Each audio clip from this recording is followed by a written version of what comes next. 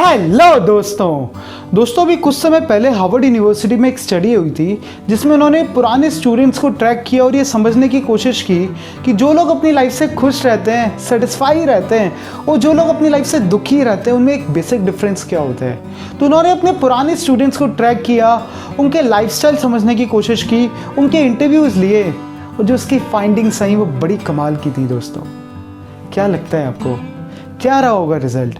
जो लोग अपनी लाइफ से खुश रहते हैं वो अपने पैशन को फॉलो करते होंगे? जी ऐसा नहीं था। तो जो लोग अपनी लाइफ से खुश रहते हैं उन लोगों का बड़ा सिंपल लाइफस्टाइल होगा, सादा जीवन, उच्च विचार, मेडिटेशन करते होंगे? जी ऐसा भी नहीं था।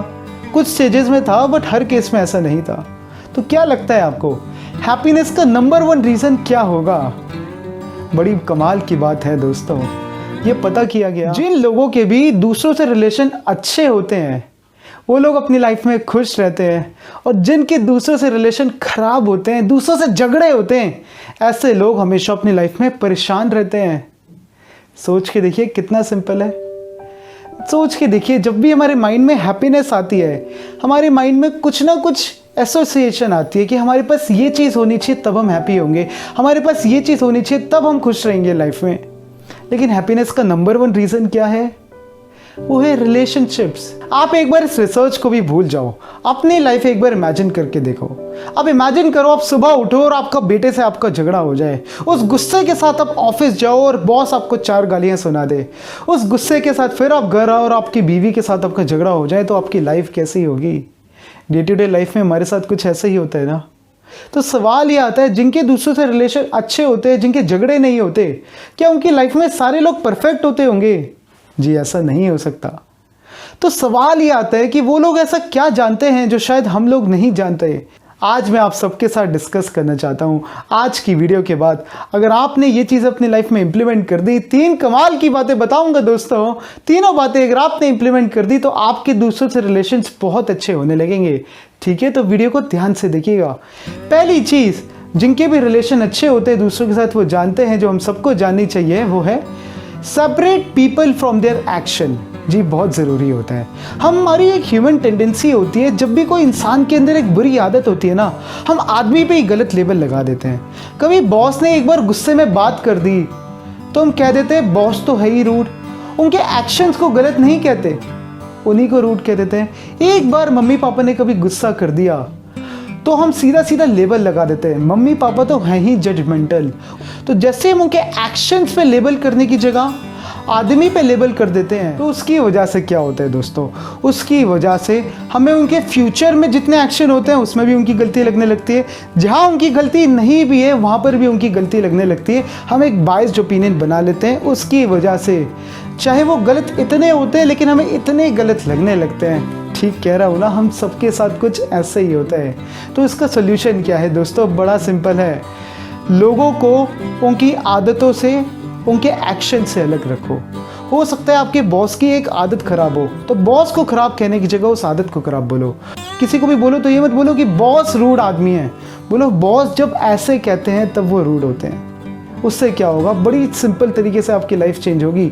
आपका माइंड बायस्ड होना बंद हो जाएगा। समझे? तब दूसरे पॉइंट पे आते हैं दोस्तों। दूसरा पॉइंट बड़ा मजेदार है, जरा ध्यान से सुनिएगा। दूसरा पॉइंट है don't become a C by following the 3 C's। जरा ध्यान से सुनिए। किसी भी रिलेशनशिप में 3 C's होते हैं जो किसी भी रिलेशन को तबाह कर देते हैं। वो 3 C's फॉलो करने पे आप एक सी बन जाते हो। तो सी नहीं बनना, सी बनना क्या होता है वो आप जानते हो, मैं नहीं समझाऊंगा। लेकिन वो 3 C's क्या है? वो 3 C's हैं। पहला सी है कंट्रोल। आप सामने वाले को कंट्रोल करने की कोशिश करते हो, आप उसकी आदतें कंट्रोल करना चाहते हो, उसके बिहेवियर, उसके थॉट पैटर्न कंट्रोल करना चाहते हो। ये चीज़ मैंने उन रिलेशंस में ज़्यादा देखी है जहाँ अटैचमेंट बहुत होती है, जैसे गर्लफ्रेंड बॉयफ्रेंड का रिलेशन और पेरेंट्स और सन का रिलेशन। इन रिलेशंस में एक दूसरे से अटैचमेंट बहुत ज़्यादा बनती है। इसकी वजह से हम सामने वाले पे पूरी तरह अपना हक जताने लगते हैं। अरे एक बात सोचो यार, क्या सामने वाला 24 घंटे आपके साथ रहता है? क्या सामने वाले का एक्सपोजर, सामने वाले की मेंटल कामनेस आपकी तरह है? तो उसकी थिंकिंग आप जैसी नहीं हो सकती। तो करना क्या है? सामने वाले को कंट्रोल करने की कोशिश नहीं करनी, उसे एक्सेप्ट करना है। वो जैसा है, उसकी जैसी आदतें हैं उसे एक्सेप्ट करो और सजेस्ट कर सकते हो, अब वो आपका राइट है। लेकिन आप जैसे ही कंट्रोल करने की कोशिश करने लगते हो, या तो सामने वाला आपसे डर जाता है या सामने वाला आपको इग्नोर कर देता है। दोनों ही सिचुएशन में रिश्ते अच्छे नहीं बनते, सोच के देखो ये बात। और दूसरा सी है दोस्तों, दूसरा सी बड़ा मज़ेदार है, कंपेयर। अब जब आप कंट्रोल नहीं कर पा रहे होते, आप ये समझ जाते हो, तब आप दूसरों के साथ कंपेयर करने लगते हो। पेरेंट्स को देखा है ना कैसे बोलते हैं, ए देख तेरे 90 आए, शर्मा जी के बेटे के 95। अरे शर्मा जी का बेटा अलग है, आपका बेटा अलग है। हो सकता है आपके बेटे में कोई आदत ऐसी हो जो शर्मा जी के बेटे से 10 टाइम्स अच्छी हो। इसी तरह गर्लफ्रेंड बॉयफ्रेंड हस्बैंड वाइफ के रिलेशन में हम कंपेयर करने लगते हैं। वाइफ अपने हस्बैंड को क्या कहती है उनको देखो अपने परिवार को इतना टाइम देते हैं, आप नहीं दे पाते। अरे आप उनकी लाइफ नहीं जी रहे। सामने वाले को कंपेयर नहीं करना। कंपेयर जैसे ही आप करने लगते हो, आप सी बन जाते हो, उससे आपकी लाइफ इफेक्ट होती है, आपकी हैप्पीनेस इफेक्ट होती है। और तीसरे सी पे आते हैं। तीसरा सी है दोस्तों, अब ये सी ज़रा पहले वाले का बिल्कुल उल्टा है। पहले वाला क्या था, कंट्रोल, कि सामने वाले को कंट्रोल कर लेते हैं। कई लोग उसके बिल्कुल उल्टे होते हैं, वो लोग दूसरों के साथ कॉम्प्रोमाइज़ करने लगते हैं। सी फॉर कॉम्प्रोमाइज़। जी हाँ, वो क्या कहते हैं, सामने वाला मेरे से बदतमीजी भी कर रहा है तब भी ठीक है, एडजस्ट कर लेते हैं। एडजस्ट मत करो।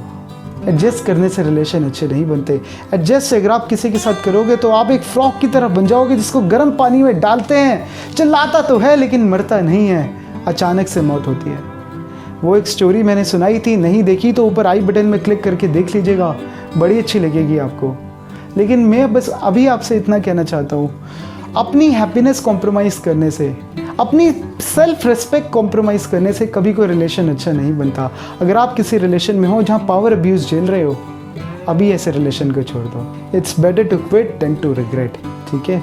और तीसरा पॉइंट है दोस्तों, ये पॉइंट मेरे दिल के बहुत करीब है, इस पर मैंने पहले भी वीडियोस बनाई थी।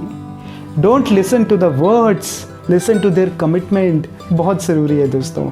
कई बार क्या होता है, सामने वाला इंसान कुछ बोल तो रहा होता है, उसके शब्द बड़े कठोर होते हैं, हम उन शब्दों को पकड़ के बैठ जाते हैं, लेकिन उसके पीछे की कमिटमेंट आपकी भलाई के लिए होती है।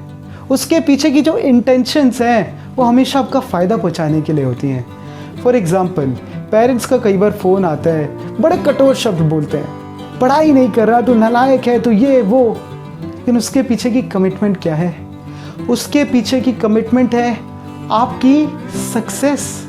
इसी तरह कई बार गर्लफ्रेंड का बार बार फ़ोन आता है, बार बार टेक्स्ट आता है, बेबी कहाँ हो, कैसे हो।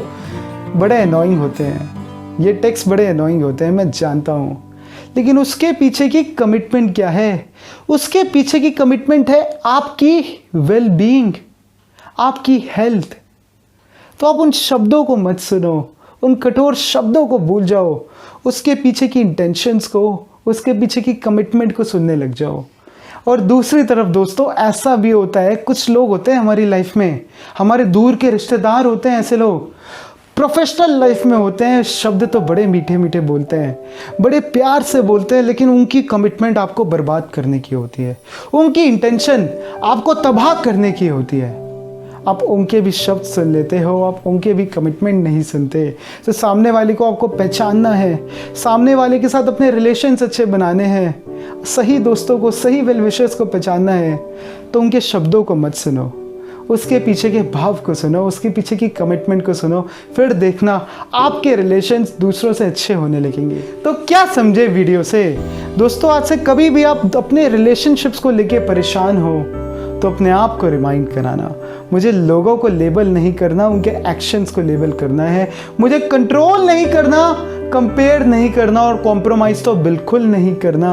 मुझे शब्दों को नहीं, उसके पीछे की कमिटमेंट, उसके पीछे की इंटेंशंस को सुनना है, तभी मेरे रिलेशंस दूसरों से अच्छे होंगे। और अगर मेरे रिलेशंस दूसरों से अच्छे होंगे तो उसका फ़ायदा नहीं, पहले मेरा फ़ायदा होगा, मैं हैप्पी होऊंगा।